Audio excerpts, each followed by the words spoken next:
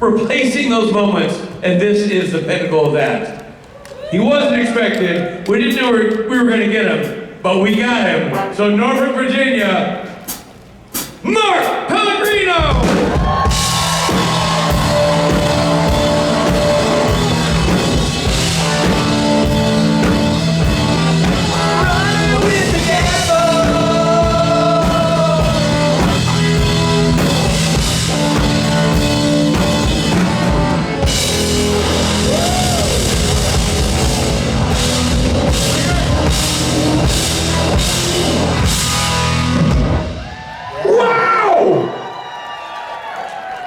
Off to the audiologist I go. What's up, Norfolk? Did I say that right? I found out something about you guys. Do you want to hear it? You guys probably all know this if you're born and raised here. I'm reading a book now called The British Are Coming. It's about the Revolutionary War. And I found out that Norfolk was a loyalist city. Boo. But that's exactly what the Patriots thought. So the British came over here to Norfolk, and they burned down about 20 buildings, and the Patriots went, fuck ya. You think you did good? Watch what we do. And they burned down the entire city. And said, loyalists, get the fuck out of here. And they looted it and did all kinds of terrible things as well. But I just wanted you to know, that's your lineage. Is that, so you're sorry. How the Brits should have stayed. Have they done a show where the Brits actually stayed? Have they ever done a TV show like that? The Brits actually win the Revolutionary War? That would have been interesting. So you guys having a good time so far? How many people are here for the first time? Wow! You know what I love about Supernatural? It's like the show that is passed on from generation to generation to generation to generation. It's not that old, for Christ's sakes. Why do they do it like that? But it's like, it seems like every time there's a con, tons of people are new folks. New initiates to Supernatural. Are you guys new fans? Yeah? Have you seen all 15 seasons? Everybody dies. Repeatedly. That's not bad. It's not a bad thing. How many times did Jensen die in the show? 400 times? Wow. A bunch of them in one episode. But you'd think after a while, after maybe, I don't know, 200, you'd be like, again? We know he's gonna live, he's too handsome. Pellegrino on the other hand, kill that fucker. How do you like my white hair? Why do you think it's white? A roll. You are. What? So many volunteered responses. Huh? Oh. No. Stress. So this is a Q&A, huh? Did you guys bring your questions? Which I will have probably no answers to at all, because you guys know the canon better than I do. Yeah, side. On either side, Both sides. there are two lines where they are poised to ask questions of me. I'm going to choose now who will be the first person to ask the question. And I'm going to do it like Mark Shepard. Here's the way I'm going to do it. Eenie, meenie, miny mo. Catch a crossroads demon by the toe. If he hollers, let him go. My mother says to pick the very best one. And you are not it. How'd you like that? Does that sound like him? I'm full of impressions. Go ahead. Hey. Hey, my name's Hannah. So Hey, I know Hannah. this is a Supernatural convention, but where I discovered you was the TV show Boss. Oh, cool. So can you give details or about filming the show or anything like that? You filming the show? Yeah. Not a plot question, thank God. Like, what did the ending really mean? I don't know. What did it mean when you did this, when you said this to Fur? I don't know. I have no idea. Well, you're filming in Oahu, which is an amazing place. It's like paradise. Now, they gave me a choice at the very beginning of the season whether I wanted to be barefoot or sandals. And they had these like rope sandals that I guess they thought looked primitive enough for a timeless character like Lucifer. Like, I was doing them at the same time, so forgive me. Like Jacob to wear, and I decided to go barefoot. Bad choice. Because we were filming in this beach up at the North Shore, and for some reason there were thistles under the sand, like little needles. So they had to put moleskin, what they call moleskin, on the bottom of my feet. So I was totally faking. I'm not really barefoot. I have something on the bottoms of my feet. And then I had to run through rivers that had little cobblestones in the bottom of them, which was really tough. I got to be good friends with Titus, who played the Man in Black, and often agreed with the things that his character was saying, by the way. When he's just like, I just want to be free. I just want to know things. I just want to go out there and be free. I'm like, that sounds pretty good. It had to be me, I would be like, go man, have a great time. And then there'd be no show, no finale, no smoke monster. Sorry, I just gave that away. Yeah, and so he and I would spend long hours after filming at P.F. Chang's, drinking wine, and he would tell stories. He's an amazing storyteller and a great mimic, and I had a great time with him. And yeah, filming in Oahu is just a great, there was a tsunami while I was there. Yeah. It was only 3 inches high. They can have tsunamis that are only 3 inches high. That's not what I think of when I think of tsunamis. I think of a big wall of water coming and just sweeping through a hole. No, 3 inches high, and it just went, you know, I don't know, about a 15-foot surge. And so I experienced that. That was kind of cool. What else? Do you want to know anything in particular? Is that it? Just the little things like that? Me and Jorge talked a lot about Indian food, because we both love Indian food. Yeah, that's all I remember from fucking Lost. That is sad. That's it. Thank you, Anna. I mean, that show sort of changed television. Can we turn down the lights just a tad so I can see the faces of the people who are here? Because I feel like, you know, I want to see your faces. Hopefully they'll turn down the lights at some point. What's up? How are you? Hi, I'm good. How are you? Good. My name's Rachel.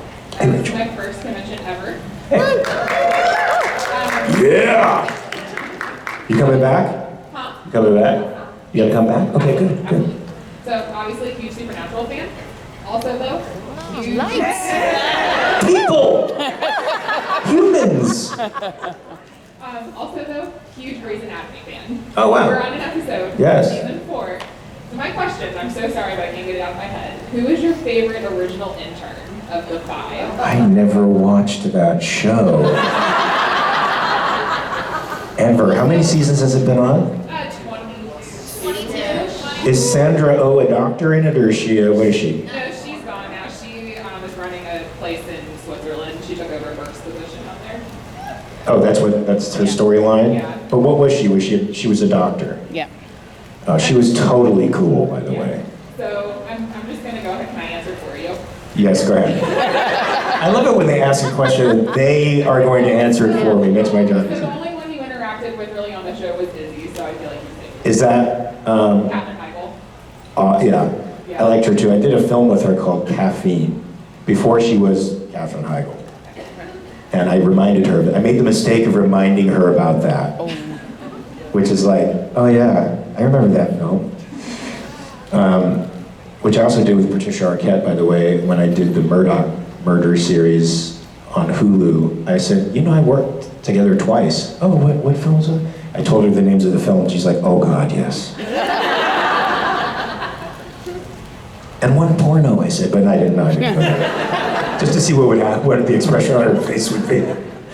Okay, yeah, Kath, she was nice. She was pretty cool. She's no longer on the show, right? She's an animal advocate right now. And none of them are really on the show anymore. Really? How long has it been going on? It's got to be the longest run. 5, same. Really? 20 years? 22. 22 years? Holy fuck. Is that the longest? I mean, Gunsmoke went 20 years, I think, right? So this has got to be the longest running TV show of all time. Law and Doctor Who, maybe? Law and Order, SVU started. Oh, Law and Order. In the 90s? 99, I think. Is there anybody still from the original show on it? What? Benson's still on it, Stabler show. What? Yeah. Doing a procedural for like 30 years? Oh my god. All right, well, thank you for that. Thank you. You've startled me. It's a living, doing a procedural, you know? I'm not gonna knock it. Hi. Hey, elevator buddy. Hey, how are you? Good, how are you? We got stuck in the elevator today. Well, sort of. I mean, it was like the elevators are going extraordinarily slow. So I recommended to you and your friend, we gotta go up all the way and then we gotta come back down because this is just crazy. So we rode the elevator all the way up to like 24th floor and then all the way back down, floor by floor by floor by floor. I was there, I was on floor 7 and it took me 45 minutes to go down to the lobby. Because I was stupid enough to go, I'm gonna take the stairs. And then I went in the stairs and I was like, I don't know where I am. I'm in the innards of the hotel. Where do I go? I saw no entrance to a lobby anywhere. I thought it's a trap. I think it was actually a trap. That's how horror movies start, by the way. This was our elevator, right? Because I had to go back again, by the way, where I said, has everybody seen Devil? Yeah. So I just turned to everybody and I go, have you guys seen Devil? And one woman was like, you mean the one in the elevator? I'm like, yes. Anyway. So my question is, Why is your bright light shining in my face? I don't know. It's okay. If you had gotten a hold of Jack instead of Cass, how do you think the outcome would have been for him? Oh, we would have been having a great time. I don't know about him, or anybody else for that matter. Do they matter? Huh? Do you think he would have turned evil? Jack? Or, yeah. Evil? What do you mean? Like the devil? Yeah. You're saying the devil's evil? What? Yeah. News to me. I just think we would have had a great time sharing our relationship as father and son. Would you have gone fishing together? We would have, created a planet specifically for something like that, probably with humans though, fishing for humans. They're more fun, bigger brains, right? So it's a lot more challenging. Yeah, we would just had a good time fucking things up, making the universe in our image. It's exactly what I said, right, to him. Having fun making dinosaurs. I don't know. It's just been a universe of whimsy. Let's just put it that way. But he wouldn't have been evil. I don't think it's evil to hate all of humanity and want them dead. Was that my inside voice? Was that in my head, or did that come out? That came out. That's all I got for you, elevator bud. Thank you, man. What's up? Hi, my name is Ashley. Hey, Ashley. I was wondering, after a stressful day, do you have a go-to snack or meal that helps? A go-to snack or meal? It helps relieve stress. Yeah. I don't- 'cause I don't- Dopamine fix. Is that what that is? Yeah. Because I don't eat to relieve stress. Oh. I crush somebody on the mat to relieve stress. Or get crushed, usually, which is the case in jiu-jitsu. And I train to get out stress. I don't really eat for stress. Although probably like a good nugget or two of dark chocolate might do it for me. Okay. Yeah, I do. It's not really a vice though, is it? Because it's supposed to be sort of healthy for you. A healthy vice. A healthy vice. Is there such a thing? No. Apparently now there is. I just made that up. I'm Lucifer. What do you expect? Vices are good. They're good. Yeah, because I made a decision a few years ago that I was going to cut out all that comfort stuff, just because I think it was like a crutch for me, and I didn't want to use any more crutches. I just brought this place right down. Like, what the fuck? You're Lucifer. You're supposed to be partying and doing things like drinking and taking drugs, and I don't do any of that. All that, gone. Gone. Well, thank you. Thank you. Comfort. Comfort. Who needs fucking comfort? I do. I really do. I'm gonna thank you for that. Now that you've reminded me that I need comfort, I think I'm gonna eat a lot of chocolate and drink a lot of booze. What's up? Hi, my name's Katrina. Hey, Katrina. So I also discovered you on Lost. I watched that show as a kid when it was airing. And so I wanted to ask if you got to pick either Lost or Supernatural to revisit or have done more work with or have gotten to do more with, which show would you? Supernatural. Supernatural. I mean, because it just has so much more sentimental value to me, right? Like, and we're friends with each other, so it feels like you're just going to work with your friends. And so it wouldn't have any of that, like, angst. Like, I remember showing up on the set of Lost for the first time and finding out that I was playing this character, Jacob, who knew everything about the island. I'm like, fuck, I'm glad I didn't know that when I auditioned for this thing. A lot of pressure, right? And you're stepping onto a crew that's been together for like 5 years. Everybody knows each other. You're the new guy on the block who has the responsibility of the entire plot hanging on their shoulders. That's too much, right? But with everybody from Supernatural, it's like there's no pressure to be or do anything, right? You just have fun. You're working with your buddies. I mean, there's nothing better in the world. And I hope they do revisit that. Don't you? Hope they revisit Supernatural. I mean, what can they do? What can they do that would be very interesting to you, plot-wise? Besides have Lucifer in every episode, let's just forget that for the moment, because I think that's one thing. But beyond that, what do you think? Didn't they try that? Yeah, they did the Winchester thing, right?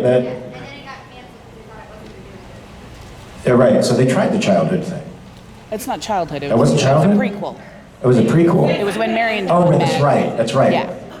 Really? You want to find out about their childhood? It was probably so fucking dysfunctional. I think I'd have flashbacks if I saw that shit. Oh my God, John was just such a horrible person. They're leaving him alone again to kill things. I don't know. I think it would traumatize me.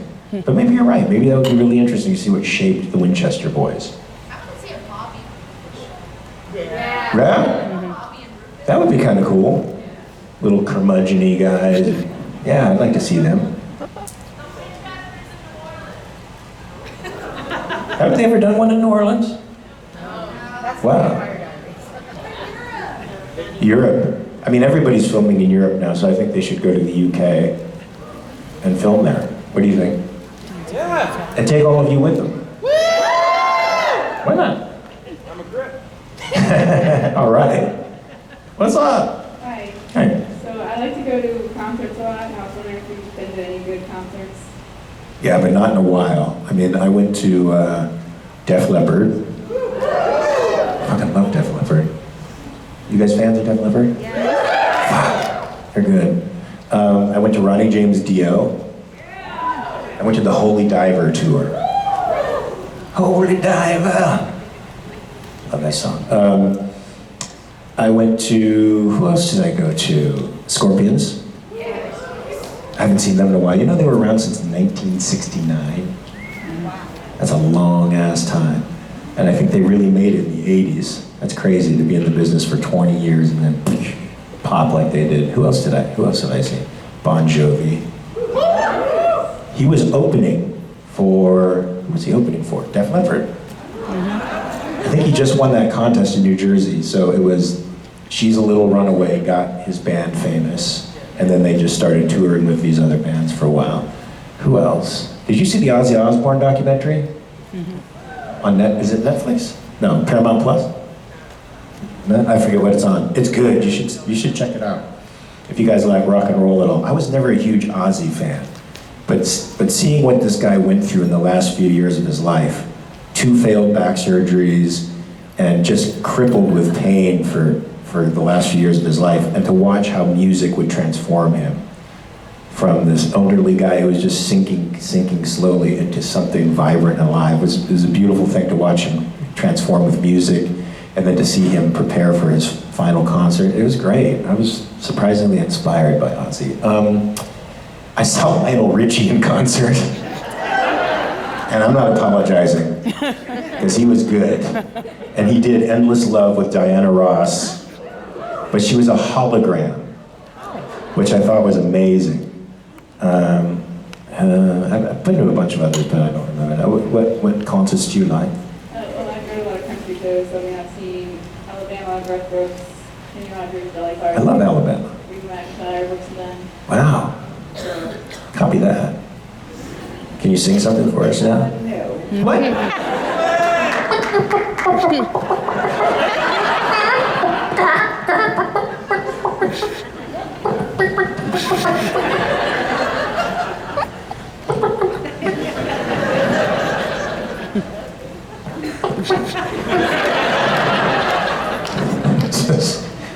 I've been doing this part too long. Thank you. How are you? Good, how are you? I feel compelled to tell you, since everyone is, I first discovered you in Dexter. Oh, cool. My question is it still kind of the start of the year? What's Mark doing this year? Do you have any New Year's resolutions, or what do you do with your 2026? Yeah, I just to keep bread and onions on the table, that's a good thing. Keep doing my jiu-jitsu, which is my favorite thing to do in the world. After hanging out with my Frankie, if you guys have seen Frankie here on my arm, my soul dog.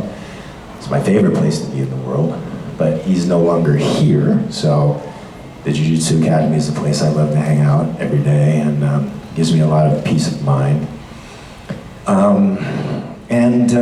You know, I've got like 2 scripts I'm in the middle of, like 3rd draft of one, and like a deep outline of another. Oh, thank you. You haven't read them though. You're like, thank God I'm not his wife. She had to read that shit. And so I'd like to finally get to that, because, you know, it's quite a big thing to write a script. My wife does it in like 3 months. She writes like, 5 drafts and she's done. I'm like, you fucking whore. It takes me forever, just because I get around to it whenever I get around to it. And then just to get through, I want to see, this is going to be my first year in 19 years without my dog, so I sort of take everything day by day, and everything's a first in 19 years, so as long as I get through that, okay, I think I'm ahead of the game. What about you? I'm going to see my in-laws and my wife in Brazil. Oh, Brazil. Yeah. Where? Tocantins? Okay, do you speak Portuguese? I can, yes. Wow, damn. If you ever go to Brazil and say, hey, I'm Lucifer from Supernatural, let's say I'm Lucifer, they'd probably let me know. Oh yeah, are you trying to get me killed? Is that what you're like? Well, I mean, Once the Brazilians killed Pellegrino. He announced he was Lucifer in a Brazilian church and they all murdered him. I've been to Sao Paulo and Rio de Janeiro. Great places. Well, I mean, Rio's sort of a shithole now, from what I understand. yeah, I applied for a job there. My wife said, you better not, because you're not going to live there. Yeah, scary. My wife did a little short film in Rio de Janeiro, and she was walking along the boardwalk, the Copacabana, with an expensive camera and a minimal crew. I'm like, you are insane. I was doing a convention, but I would go out there whenever I could to just be around her, because it's like the favelas are right one hill over, and they just will come down and rob you. It will just take everything you have, right? I don't know why. You can get up here and start talking about Brazil. I love Brazil, though. Aside from that. Aside from being robbed and potentially dying. Yeah, aside from being robbed, and if you say the name Lucifer, you are killed instantly under the statue of the Christ. It's a great place. The fans are amazing there, and it's a really, really, really cool place to visit. Well, you're going to live there, but you're living in is that a little town, or is it a big town? Tocantins is its own state. So Oh, it's its own state? Yeah, that's where my in-laws are. Oh, okay. Well, good luck. Yeah, appreciate it. Yeah. Sorry about your puppy. Oh, thank you, man. Yeah, my little Frank. I haven't had my morning cry. Usually I get up in the morning and cry for about an hour. And I'm telling you a lot about my personal life here. It's true, that's what I do. I cry for about an hour, and then I'm cleared out for the next 8 hours or so, and then I do my day, and then I come back, and then I wail like a pig. Like my neighbors must think I'm insane. Hi. Hi, Hey. I'm Michaela. I'm also, this is Welcome. My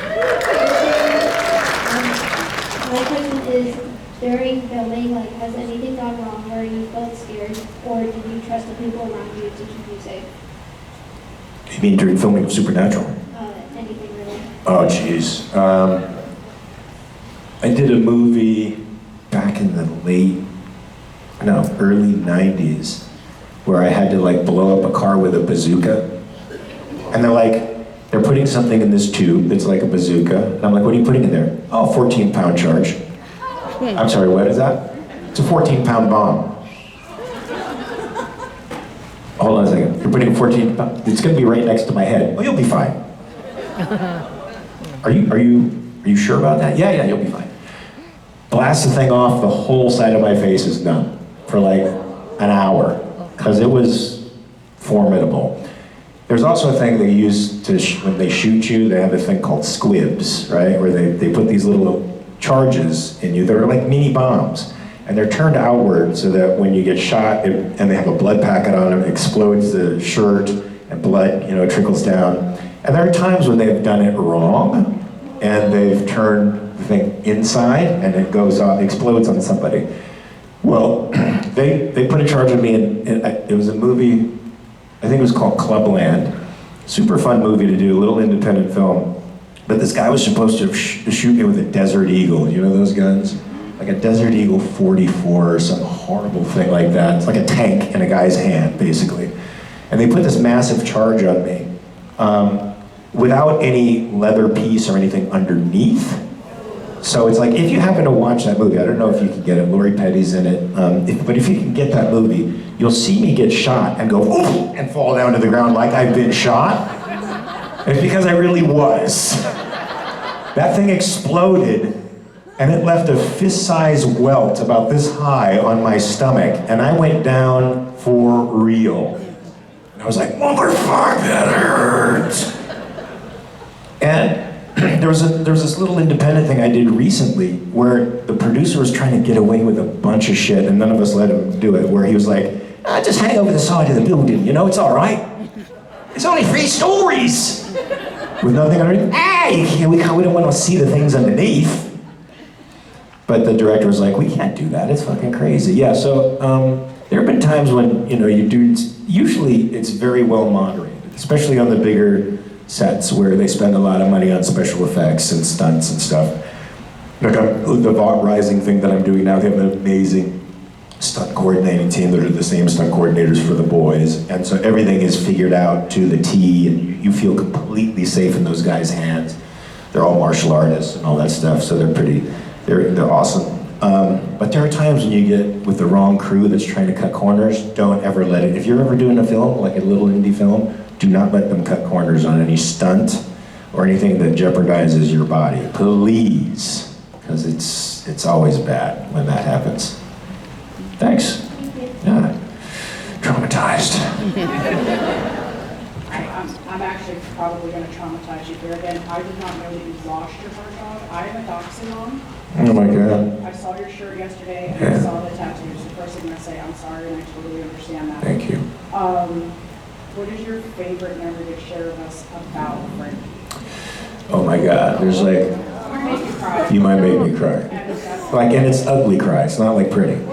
It's not like tear going down in the key light, and you're like, oh God, that's so amazing. You'll be like, stop now, please. Okay, well, how about this? No, Can you just show us your, This is Frankie. I don't know if you can see it really well, but I just got this 2 weeks ago. And I have his paw tattooed over my heart, right here.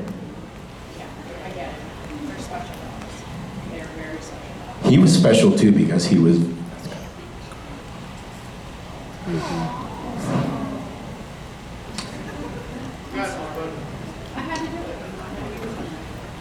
I'll get to it. I'll definitely get to it. Thank you. Thank you. Thank you. Title of my biography. Okay, so I think I can do it now. Yeah, it's funny, your soul dog. I'll get to it. That's tugging on my heartstrings too. But I was gonna say, so you're a great actor and you You've been in so many different shows.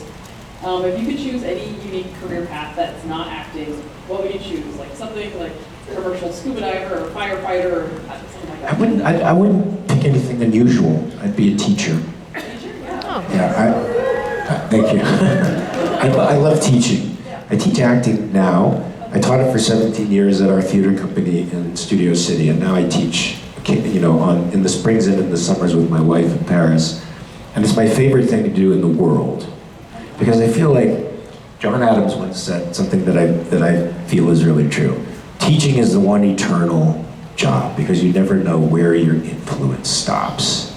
And just to think of the idea that I'll plant a seed in someone's soul that will bear fruit one day to something great, something amazing and benevolent for humanity, makes me feel really good. Teaching's really important. Thank you. It's very important, thank you. And I would teach history, that's my favorite subject, and I'm sticking to it. Hey. Hi, I'm Gabby, and Gabby. I heard that you can do a lot of impressions, so I was wondering which one's your favorite to do, and if you could do it for us. Well, Mark Shepard is my favorite to do. And I often do cameos when they're like, we got a Mark Shepard one before you, and we just want to round it out with you. What they're really saying is you're totally inexpensive, you're a cheap whore, and we didn't want to go back to Mark because he's too expensive, so we're gonna go to you cheap fucking whore. Sorry if there's any kids in your earmuffs. So I often do the entire cameo as Mark Shepard. That's one of my favorite ones to do because he's got such a charactery voice. So, I mean, I do impressions basically of supernatural folks. It's like, so it's not really like I do impressions in general. Like, you're gonna see my Al Pacino or my Christopher Walken here and it's gonna blow you away. Nah, not so much. And my impression of, you know, like, Jared is just more physical than, you know, like, than like impression of his voice. Should I do Jared? I mean, after all, he did reject all of you here in Norfolk. It's okay, let it out. You're here with friends.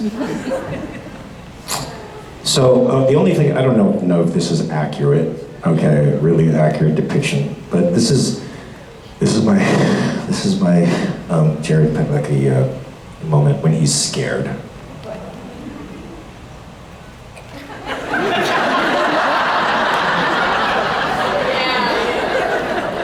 Okay, this is my Jared Padalecki moment when he's feeling happy.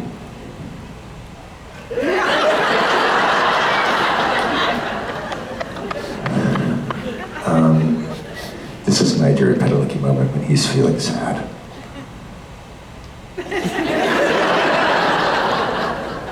There you go. Thank you. Woo! Strain the muscle. I'm kidding, it's not. He's very good at what he does. So that's why he's, you know, Jared. And we can make fun of him because he's a huge target. You can't miss when you're shooting at a huge target. So my soul dog, real quick. So my wife was like, we have to get a dog. I'm like, we can't have a dog. She's like, yes, we have to have a dog. We can't, we don't have the lifestyle for a dog. I'm always moving around and with a dog is like a kid, you gotta take care of the dog. She's like, please, Tess wants a dog. Tess is my stepdaughter, it's her dog. I'm like, fuck, I can't, it's not gonna happen, I'm sorry. I can't do it. This goes on for months. One day, her and Tess take a bike ride. They wind up at this place called Granary Square down the street from her house. And they go, you just gotta see this one dog. They call me up, just come and look at him. I'm not gonna look at the fucking dog. She's like, just look at him. You don't have to do anything, just look at the dog. I'm like, will you shut up if I look at the dog? She's like, I'm gonna shut up if you look at the dog. I should have known right there I was fucked. Because I drive down there determined not to fucking get a dog. I walk into the place where there's these puppies in a thing, you know, they have in this big thing. And all the puppies are insane. They're like, they're trying to get everybody's attention, they're fucking jumping all over the place, and there's just one little wiener dog, baby wiener dog, in the middle of everybody, with this sad clown face like I've never seen. And he makes eye contact with me the second I walk through the door. And he's sitting in the middle of the thing, like this. Dogs are jumping on his head, and he never moves or loses eye contact with me. He watches me come to the front of the thing like this, and his face says, "Will you please get me the fuck out of here? I'm going insane." So I go, oh my fucking God. Okay, that was bad. That was already bad. I go in, and I reach in, and I pick him up, and he's no bigger than this. And I bring him up to my face, and he never loses eye contact with me. And he kisses my nose. Just sweet and simple, so gentle. Now, dachshunds are called badger dogs. I mean, that's what dachshund means, badger dog. So they're trained, I guess, and bred to hunt badgers out of their dens and pull them out. So they're sort of gnarly sometimes and high energy guys. This guy was always, from moment one, the most zen creature I ever seen. And I was like, I turned to my wife, and I'm like, you fucking whore.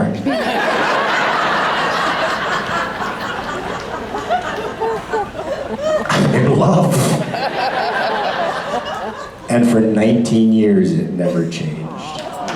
It only got deeper.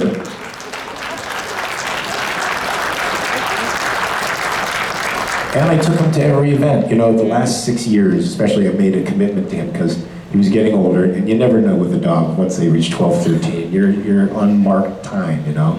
I took really good care of him. I obsessed over his health and stuff, but you never know. So I made a commitment. I do not want this animal to be by himself when that moment happens. And so I took him everywhere with me, including creation events. So this is my first creation event without my little guy. I wish you could have met him. He was an amazing little person. He healed my heart, changed my mind, changed my brain. And that's what dogs can do for you. That's why they're better than humans. Because they have the capacity to get in your heart, get in your mind, and change it.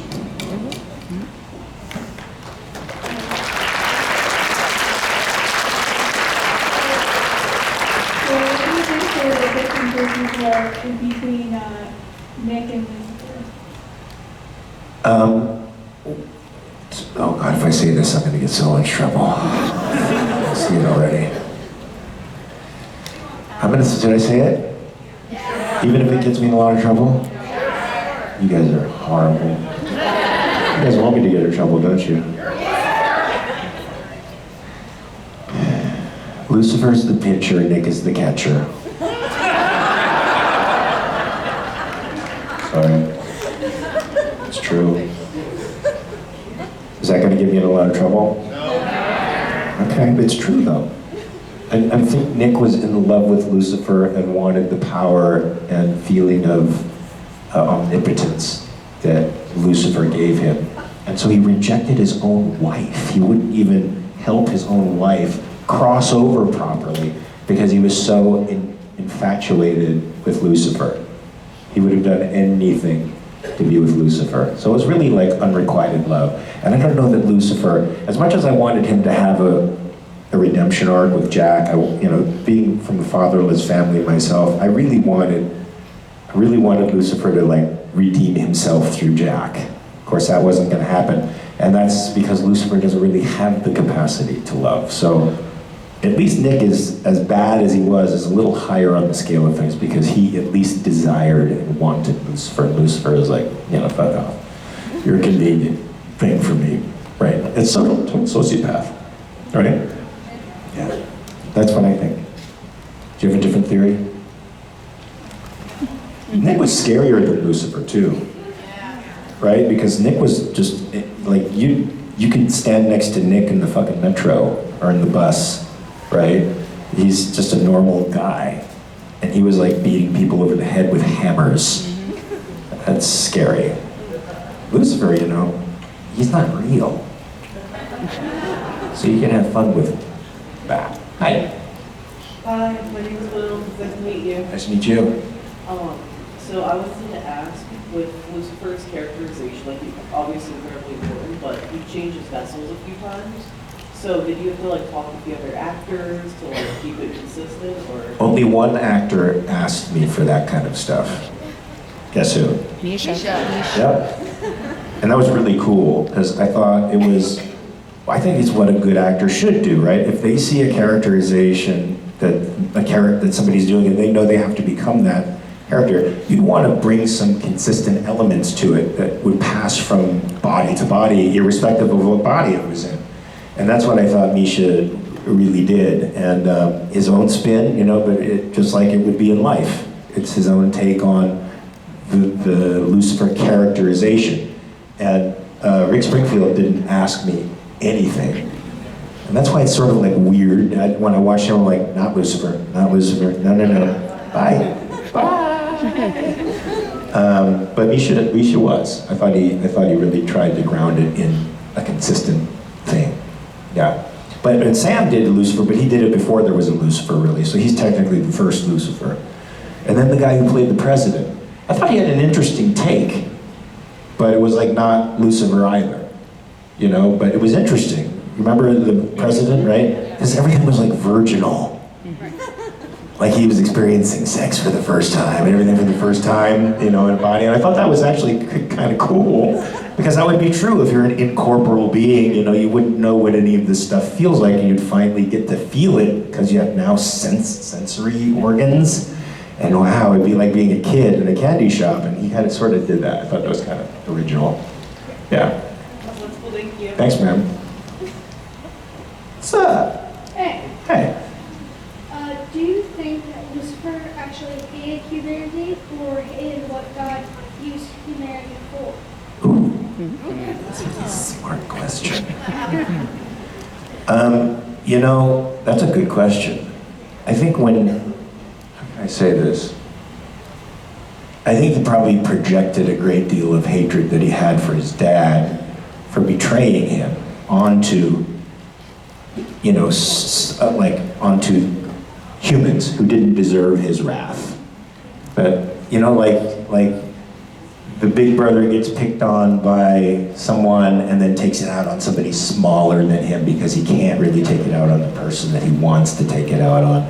That's what I feel is going on. That chain of abuse, you know, that happens. Transference. Transference, that's what it is, yeah. Transference, where you transfer the feelings you have for one thing onto another thing, because you can't really take it out on the one you're mad at, so you take it out on the ones that you can take it out on. Does that make sense? Yeah. Thank you. That's my answer. You were Rowena the other day, right? Hey, great cosplay. Hello, Hey. my name is Carly. So what part of playing Lucifer surprised you the most once you really got into his head? How much fun it is to be a bad boy. And to have no consequences to your action at all, what that can really do to you.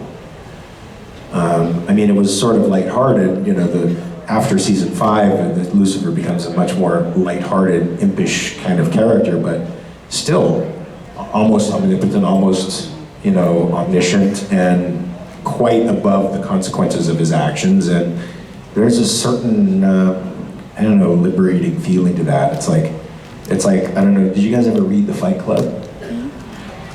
There's this, it opens up with this line, everyone you love will either leave you or die. It's like, what fucking, this is the beginning of the book? But I found it as nihilistic as that was, very, very liberating in a way. Like, oh yeah, I mean, if you really grasp that, you can sort of go wild and not give a shit. And I feel like that's the way Lucifer was. He was wild and didn't give a shit. Like a 5-year-old kid just hammered. You know? Yeah, thanks. Thank you. Thank you. Sounds like the boys in the band are backstage. They're very loud. They're interfering right now with the Q&A. What should I do to them? Hey. Hi, darling. How are you? Good, how are you? I'm hanging in there. Thank you. Of course. So my question is I am very curious in acting, and I've done a few student films myself. You've done quite a few shows and quite a few different characters and personality traits. How do you swap between them?